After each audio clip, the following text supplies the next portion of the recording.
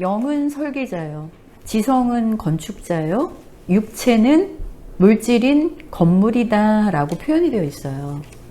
그러면 자, 생각해 봅시다. 여러분들이 튼튼하고 멋진 집을 지으려면 가장 먼저 뭐가 중요해요? 설계를 잘 해야지만 그 다음에 그 설계에 따라서 건축을 해서 여러분들이 원하는 집을 지을 수 있잖아요. 자, 그럼 우리가 바꿔서 생각해 봅시다. 여러분들 육체가 있어요. 이 육체가 건강하게 유지가 잘 되기 위해서는 어떻게 해야 되죠, 그러면? 여러분들의 육체에 첫 번째 영향을 미치는 건 여러분들의 지성작용이에요. 제가 말하는 지성작용이라는 건 우리 내면에서 일어나는 모든 작용을 얘기를 해요. 생각, 의식, 무의식, 잠재의식 다 포함해서 느낌, 감정 전부 다. 그런 내면에서 일어나는 모든 것들이 내 육체에 굉장히 많은 영향을 미쳐요. 그러니까 보통 사람들은 내가 좋은 거 먹고 영양제 챙겨 먹고 운동 열심히 하고 그러면 난 건강을 유지할 수 있어 라고 하면서 마음은 소홀히 하는데 정작 신경 써야 되는 것은 마음작용이라는 거예요. 그러니까 그 영혼의 상태에서 지성작용이 일어나고 그 지성작용이 내 육체에 영향을 미친다라는 얘기예요. 그러면은 내 영혼의 상태가 내 마음의 상태를 일으켜낸다라는 거잖아요. 그런데 이제 이 부분도 지금 여러분들이 잘 감이 안 잡히죠. 아니, 지금 영혼도 잘 인식이 안 되는데 영혼이 무슨 마음작용을 일으켜라고 이제 생각이 드실 거예요. 제가 예를 좀 들어드릴게요. 그 영혼의 상태라는 게 이제 뭘 얘기를 하냐면 내가 삶을 살면서 여러분들이 매일매일 매 순간 체험을 하잖아요. 근데 그 체험을 하는 데 있어서 첫 번째 작용하는 게 뭐냐면 사실은 그 영혼의 태도예요.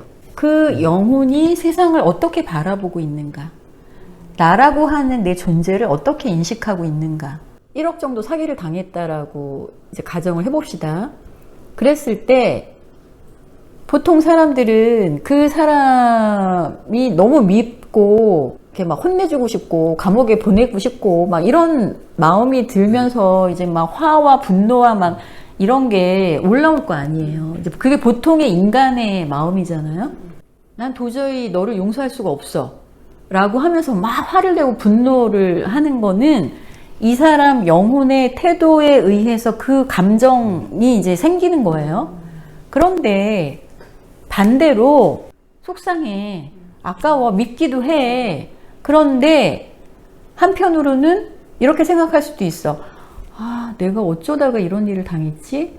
내가 뭘 지금 조심하지 못했지? 분명히 이거 사전에 내가 조금만 더 주의했으면 당하지 않을 수도 있었을 텐데, 그리고 저 사람이 왜 그랬을까? 그럴 사람이 아닌데. 더 나아가서는 저 사람도 분명 뭔가 사정이 있을 거야. 언젠가 때가 되면 나한테 갚을 거라고 나는 믿고 싶어. 기다려보자. 그래, 뭐 얼마나 힘들었으면 저랬겠어. 그래, 용서해 주자 라고도 할 수 있잖아. 이게 또 영혼의 태도인 거예요. 그러면 이 사람의 영혼의 태도에 따라서 부정적인 감정을 가질 수도 있고 긍정적인 감정을 그 상태에서도, 안 좋은 상황에서도 긍정적인 감정을 가질 수 있잖아요. 1억을 사기 당한 사람이 이런 부정적인 감정을 갖기 시작하면 이제 그 사람 몸은 어떻게 될까요? 이제 드러눕지. 이제 아이고 머리야 이러면서 아이고 살기 싫어 이러면서 이제 드러눕기 시작하고 밥맛도 없어. 내가 이러고 왜 살아. 그 사람 몸은 점점 쇠약해지기 시작할 거예요. 실제로 제가 아는 사람의 남동생이 군대에 갔다가 죽었다고 연락을 온 거예요. 그냥. 그리고 명확하게 해명도 안 해주고. 이런 일 많았잖아요. 외아들이야. 엄마가 그 소식을 듣고 누워서 식음을 전폐하고 그러시다가 한 1년 정도 있다 돌아가셨어요. 육체가 그렇게 그 사람의 감정에 반응을 하는데, 그런데 아까 얘기했죠? 이 감정이 이 엄마한테는 그 상황이 너무나 충격과 부정적인 상황으로 판단이 될 수밖에 없는 거예요. 그런데 그럼 사실은 모든 엄마들이 다 그러냐? 그러진 않잖아요. 어쩌면 이 엄마는 아이고 내 세상, 제가 나의 유일한 낚시고 내 희망이었는데 이제 내 희망이 사라졌어.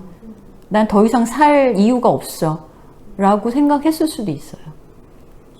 그런데 영혼의 입장에서 보면 그게 옳은 생각은 아니죠. 분명히 가슴 아픈 일이긴 하지만 그럼에도 불구하고 나는 살아야 될 이유가 있잖아요.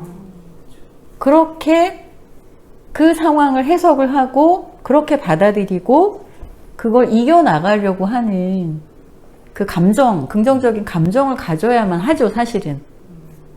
그런데 이제 그렇게 못했기 때문에 몸이 그 영혼의 태도에 영향을 받아서 결국엔 생명까지 놔버린 거죠. 자, 이제 뭐가 중요한지 아시겠어요? 네. 그러면 또 여러분은 이렇게 생각할 수 있어요.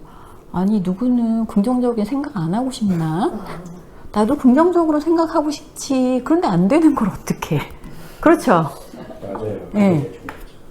자, 그 영혼의 태도를 바꾸고 싶어. 그런데 그게 잘 안 되는 거예요. 자, 그럴 때 여기서 이제 영과 혼에 대해서 조금 분리를 해서 얘기를 해봅시다. 영혼은 하나가 아닌 건 알고 계시죠? 영은 하나님의 영, 신성이고 혼은 내 개별적인 혼이에요.